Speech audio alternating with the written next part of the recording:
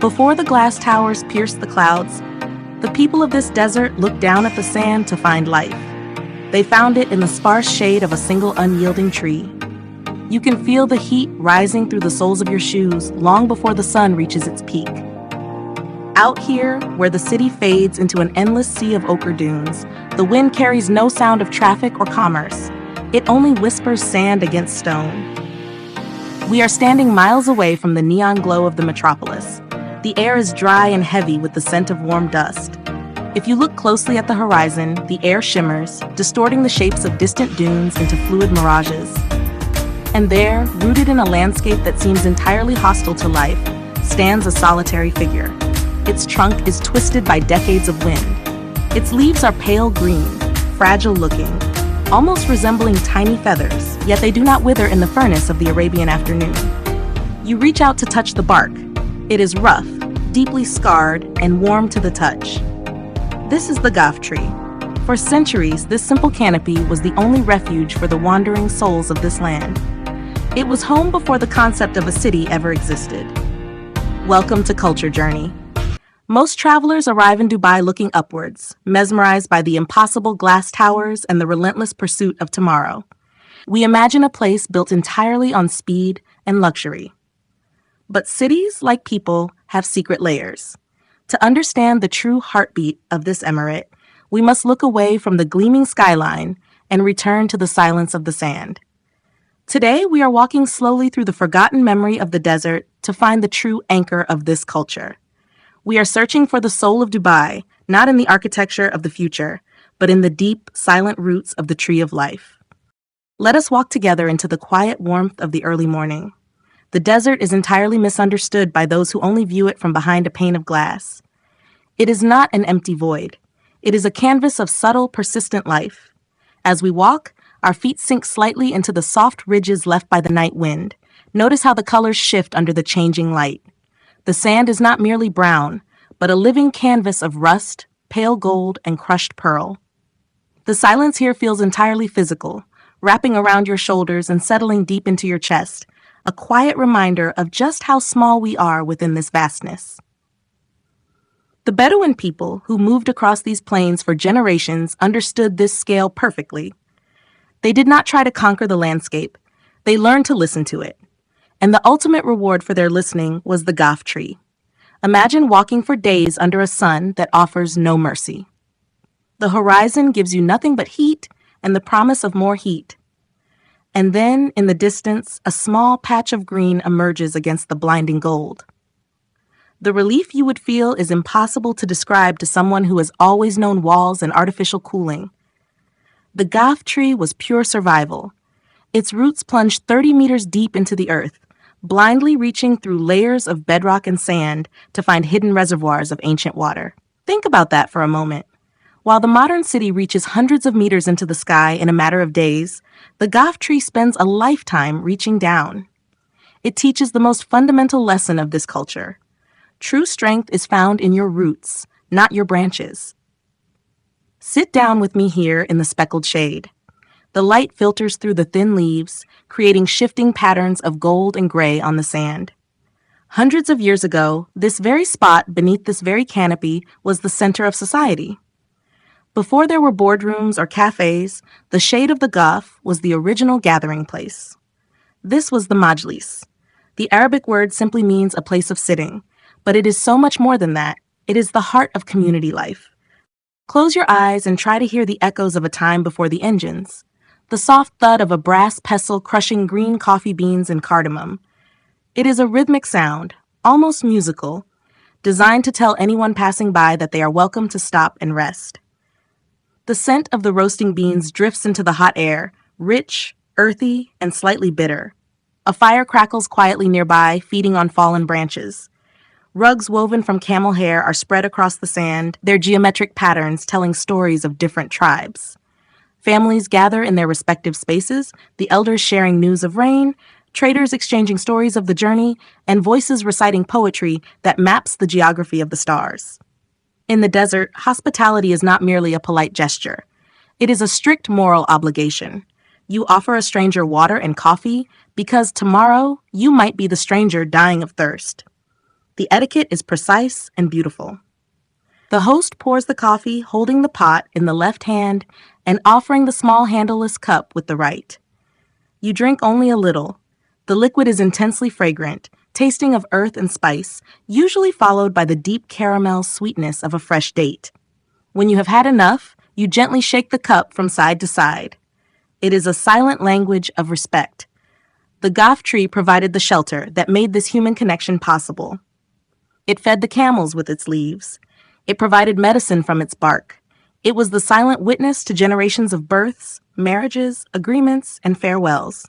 As the sun begins to lower, softening the harsh light into a deep golden hour, we leave the quiet dunes and head back toward the noise of the present.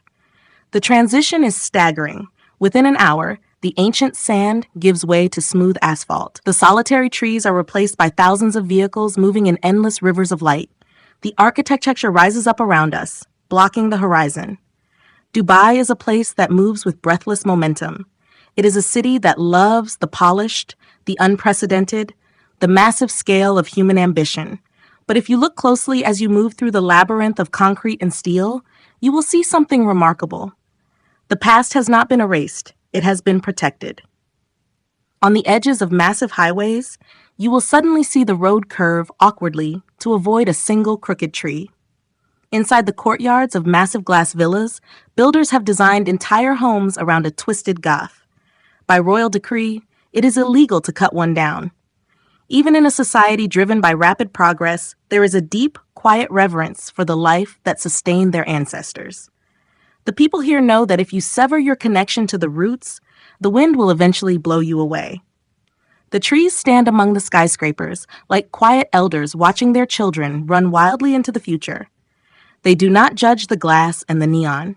They simply stand, holding the earth together. To feel this connection between the old and the new, we must walk through the narrow alleyways of the Fahidi historical neighborhood. Follow me away from the wide boulevards and step onto the rough stone pathways. The air instantly feels different here. The buildings are made of coral, gypsum, and limestone. They are close together, intentionally designed to block the sun and channel the breeze. Look up at the square, open-sided towers stretching into the sky.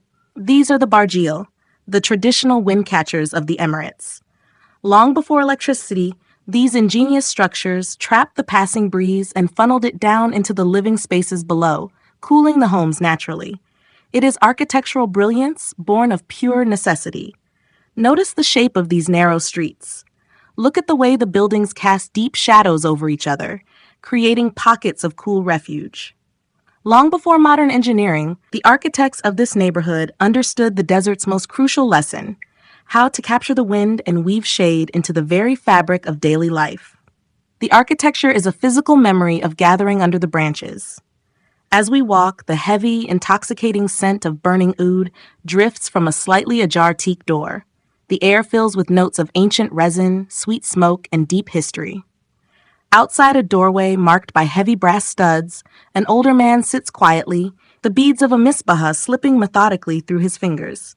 He isn't a relic of the past, but a quiet observer of a living neighborhood. As neighbors pass, quick greetings are exchanged, a subtle nod, a soft word, a shared plate of fresh dates passed naturally between hands. In these brief, unhurried gestures, you realize the hospitality borne out on the open dunes is still pulsing alive through these stone alleys.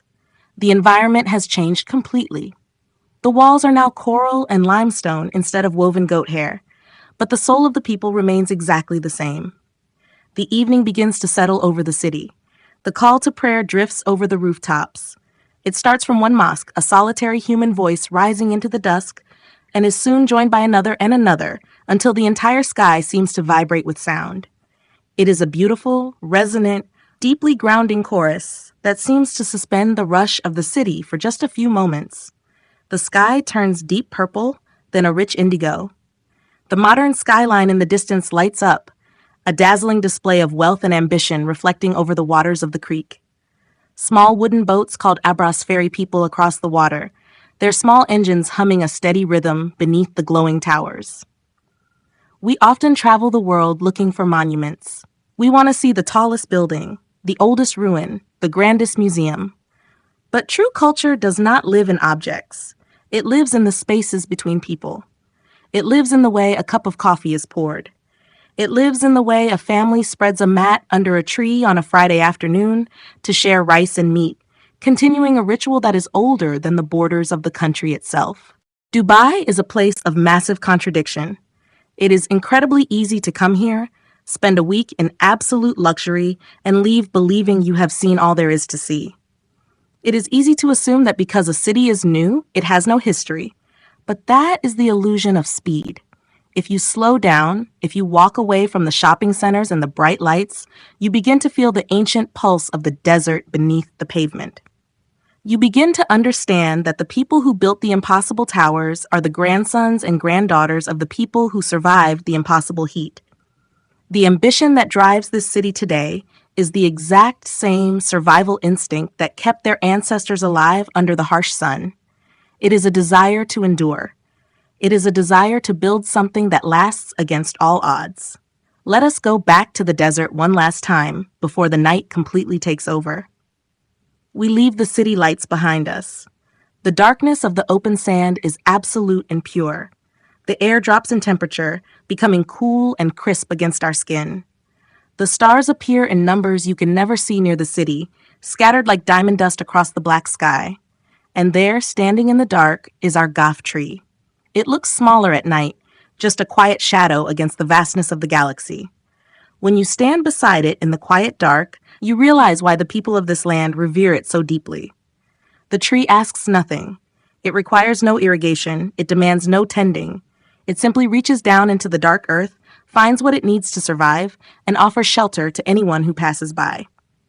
In a world that is constantly demanding more, constantly building higher, constantly moving faster, the tree is a quiet reminder of what is truly essential. This is the forgotten soul of Dubai. It is not made of gold or glass. It is made of resilience. It is made of memory. It is the deep, unspoken understanding that no matter how high you build your towers, your foundation must always remain in the sand. The culture here is not the skyscrapers. The culture is the shade. It is the willingness to protect the vulnerable. It is the pouring of the coffee. It is the quiet conversation in the cooling night air. We have walked a long way today, from the silent dunes to the busy streets and back again. As you look at the stars above the desert, I hope you feel a different kind of connection to this place. I hope the next time you see an image of this gleaming city, you do not just see the ambition of the future. I hope you see the memory of the past. I hope you see the deep roots holding it all together. Places change, buildings rise and fall, but the human spirit, like the roots of the ancient tree, simply finds a way to endure. The true beauty of travel is not finding new landscapes. It is learning to look at the world with new eyes. Thank you for walking with me today on Culture Journey. If this time together brought you some peace or sparked a quiet curiosity in your heart, I would be honored if you would subscribe and join us for the next walk. Share this space with someone who loves the slow discovery of our world. Until we meet again, walk slowly, look closely, and always remember to find the beauty in the roots.